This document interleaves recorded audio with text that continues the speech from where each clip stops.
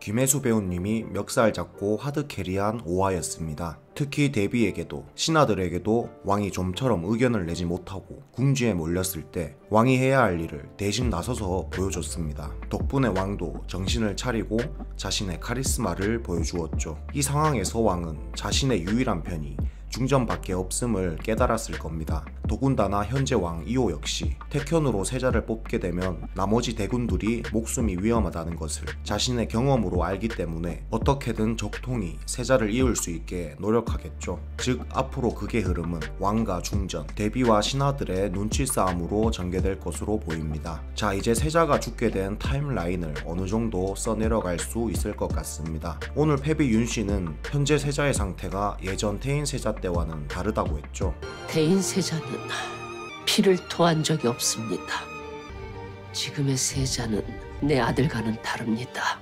이는 현재 세자에게 일어나는 일들이 대비의 짓이 아니라는 것을 뜻합니다. 태인 세자 때는 피를 토하지 않았고 몸에 알 수 없는 상처가 있었다고 했으니 사혈침이 주 원인이 되었을 것이고, 이 사혈침은 일반인들 눈에는 의술이기 때문에 사인을 알아낼 방도가 없겠죠. 과거 패비 윤씨에게 대비가 자신이 아들을 죽였다고 말하며 자신있게 증거 있냐고 얘기한 것도 사혈침의 경우 특이 체질에만 위험한 것이니 절대 들키지 않을 거라고 생각한 것이겠죠. 만약 이번 세자일도 대비가 손쓴 것이라면 굳이 저렇게 피를 토하게 만들 이유가 없습니다. 대비는 현 세자와 같은 체질인 태인 세자를 아무에게도 들키지 않고 살해할 수 있는 사혈침이라는 방법을 이미 알고 있으니 굳이 세자가 피를 토하게 해 시선을 끌 필요가 없습니다. 그렇다면 세자를 죽게 만든 것은 무엇일까요? 세자의 토혈에는 피가 뭉쳐 있었다고 했습니다. 세자 저하께서는 어혈이 섞인 피를 토하고 쓰러지셨다. 피가 뭉치는 것은 흔히 독살에서 볼 수 있는 증상인데요. 실제로 맹독을 가진 뱀에게 물리면 한순간에 피가 굳어버린다고 하죠. 즉 세자가 몸을 회복하던 중 뭉친 피를 토해낸 것은 독에 감염되었기 때문입니다. 지금 세자가 죽음으로써 가장 큰 이득을 본 사람이 누구일까요? 바로 후궁들이죠. 범인은 후궁 중에 있으며 중전의 시녀였을 때부터 어린 세자를 봐왔다던 태소영의 경우 범인이 절대 아니겠죠. 그녀의 눈물에는 진심이 있었습니다. 되돌아보면 세자가 쓰러졌다는 소식이 들렸을 때 모든 후궁이 놀랐지만 단 한 명, 황기인만 놀라지 않았습니다. 마치 당연한 소식이 들려온 것처럼 행동했죠. 이 여유는 세자가 쓰러질 것임을 미리 알고 있었다고 밖에 생각이 들지 않습니다. 즉 세자를 도구로 위독하게 만든 범인은 바로 황기인이라는 얘기죠. 아마 황기인은 세자가 건강을 회복하고 위풍당당 궁으로 돌아왔을 때 자신의 아들이 세자로 책봉될 유일한 기회가 날아가겠다고 생각했을 겁니다. 때문에 황기인은 대비가 세자의 건강이 불안정하다는 것에 불만을 가지고 있음을 이미 알고 있으니까 소량의 독을 사용해 세자가 건강을 회복하지 못하게 한 것이고, 세자의 건강을 지켜본 대비는 세자가 굳건한 국본이 될 수 없음을 확신, 이참에 자신의 말을 듣지 않는 중전도 교체하기 위해 현 세자에게도 사혈침을 내린 게 아닐까 싶습니다. 결국 황기인이 세자 폐위를 가장 먼저 언급한 사람이기도 하니 더는 미룰 수 없습니다. 이제는 폐위를 공론화해야 합니다. 세자 죽음과 가장 관련이 있는 사람은 황기인이 아닐까 싶습니다. 오늘 패비 윤씨는 자신의 아들의 몸에 알 수 없는 상처들이 있었다고 했죠. 만약 중전이 세자의 몸을 봤을 때 똑같이 어떤 상처가 남아있다면 세자를 죽음까지 이르게 한 결정적인 원인은 사혈침이라고 볼 수 있겠고, 만약 몸이 깨끗하다면 사혈침이 아닌 독살로 인한 사망으로 볼 수 있겠습니다. 자, 그리고 오늘 인과응보라는 말이 나왔는데요. 어떻게 보면 세자가 죽게 되는 것은 패비 윤씨에게 통쾌한 일일 것입니다. 그 때문에 중전에게 이런 말을 했겠죠. 솔직히 말하면 난 당신 아들이 그냥 이대로 죽었으면 좋겠습니다. 세자가 태인 세자의 핏줄이라는 뇌피셜이 많았는데 패비 윤씨가 솔직히 죽었으면 좋겠다고 말하는 것으로 보아 태인 세자 핏줄은 아닌 게 확실해진 것 같습니다. 앞으로 패비 윤씨는 중전의 힘이 되어줄까요? 자신의 아들과 대군들을 죽여 왕의 자리를 얻은 사람의 아내인데 그 화가 치밀어 오르는 것을 누르고 중전에게 도움이 되어줄까 싶기도 하지만 패비 윤씨는 모든 걸 다 떠나서 자식을 잃은 아픔을 알고 있는 중전과 같은 엄마입니다. 결국 드라마 슈룹은 자식을 지키는 부모의 내용이 주된 스토리니 같은 아픔을 아는 패비 윤씨가 중전에게 힘이 되어줄 수 있을 것으로 보입니다. 더군다나 중전이 세자의 죽음이 하늘의 뜻이 아니라 사람이 개입된 것이라면 자기 새끼 건드린 사람들 자기 손으로 다 죽여버릴 것이라고 얘기했죠. 과거 20년 전에도 이와 비슷한 일이 있었기에 패비 윤씨 입장에서는 이번 사건에도 태인세자 사건에 개입한 이들이 또 한 번 개입되었다고 생각할 수 있습니다. 즉 중전이 하는 복수가 곧 태인세자를 죽게 만든 이들에 대한 복수가 될 수 있으니 같이 힘을 합칠 수 있다고 생각합니다. 더해서 오늘 패비 윤씨는 중전에게 나중에 하나의 청을 들어달라고 부탁했죠. 이는 패비 윤씨가 중전과 한 배를 탔음을 알 수 있는 부탁이었습니다. 자신이 도움을 줄 테니 너도 부탁을 들어줘라. 결국 둘은 합리적인 거래를 한 것이죠. 그렇다면 패비 윤씨가 말할 부탁은 무엇이 될까요? 아무래도 아들 죽음의 배우 데비와 관련된 부탁을 하겠죠. 패비 윤씨가 부탁할 청은 앞으로 좀 더 내용이 전개돼야 완벽한 추측이 가능할 것 같습니다. 자, 이제 성남대군 얘기로 넘어갈 건데요. 오늘 세자가 죽음으로 마무리되면서 이제 본격적으로 성남대군이 세자가 되는 스토리로 이어질 것 같은데, 먼저 첫 번째 위기가 찾아올 것 같죠. 바로 성남대군이 현재 세자를 죽여 자신이 세자가 되려 했다는 이야기가 분명 궁에 떠돌 것입니다. 특히 성남대군이 밖에서 처방전을 받아 형에게 약을 먹였다는 소리가 퍼지기라도 한다면 당연히 의심받을 수밖에 없는 상황으로 몰리겠죠. 현재 중전과 성남대군이 위험한 이유는 데비가 고문을 통해 이러한 사실을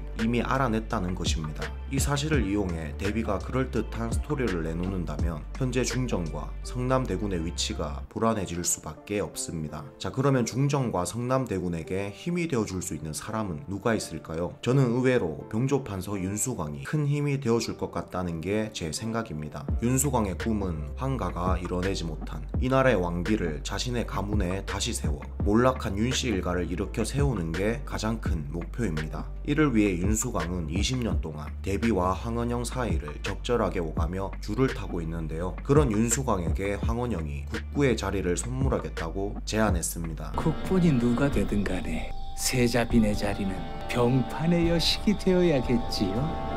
윤수광이 이 말을 덥석 물어 황원영의 편에 서게 될까요? 현재 윤수광이 국구가 되는 방법에는 두 가지의 선택지가 있습니다. 황원영과 손을 잡고 의성군에게 딸을 시집 보내는 방법과 데비와 손을 잡고 데비가 미는 보건군에게 딸을 시집 보내는 방법이죠. 그리고 그 시집을 보낼 딸은 청아를 제외한 다른 두 여식을 생각하고 있습니다. 아무래도 청아는 기본적인 예법도 지키지 않는 사실상 자포자기한 자식이니까요.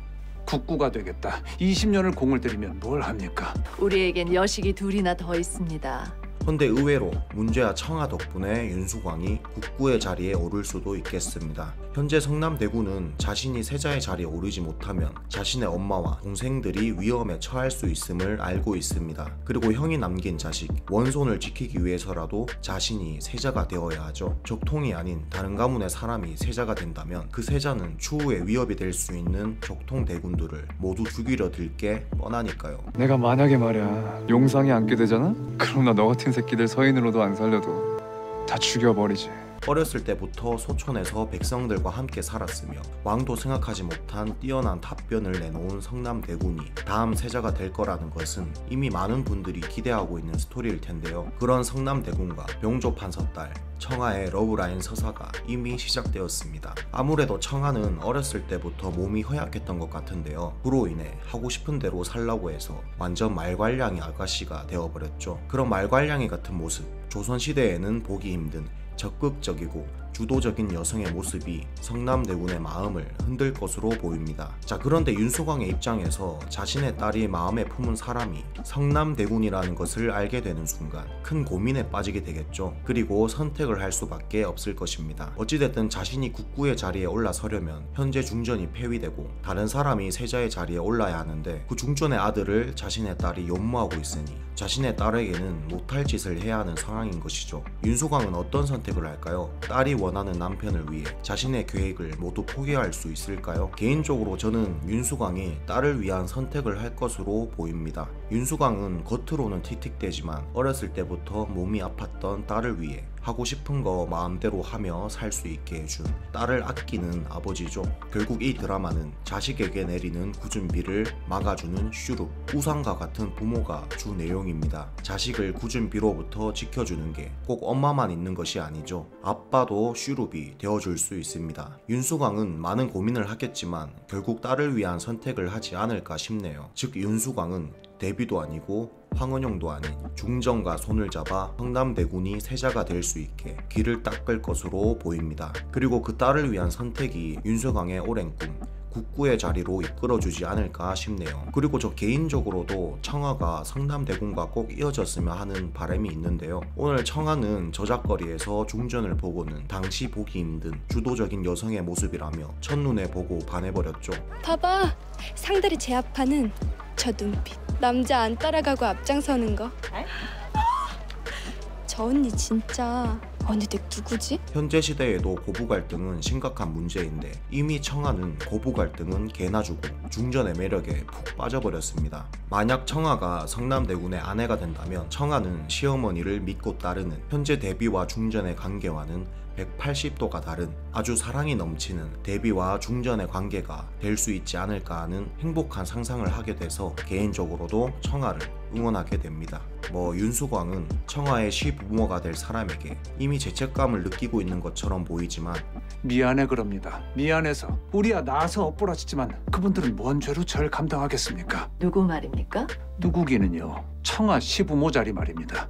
그 걱정은 접어두어도 될 것 같습니다. 둘은 좋은 시어머니와 며느리 관계가 될 것 같으니까요. 이상 오늘 슈룹 5화 리뷰는 여기까지입니다. 개인적으로 오늘은 몸이 좋지 않아 대본에 시간을 많이 못 들였는데 혹시나 부족한 부분이 있다면 미리 사과드리겠습니다. 앞으로 건강관리도 잘 해서 항상 좋은 컨디션으로 구독자님들을 만나 뵙겠습니다. 이상 저는 내일 슈룹 6화 리뷰 영상으로 돌아올게요. 그럼 다음 영상에서 만납시다.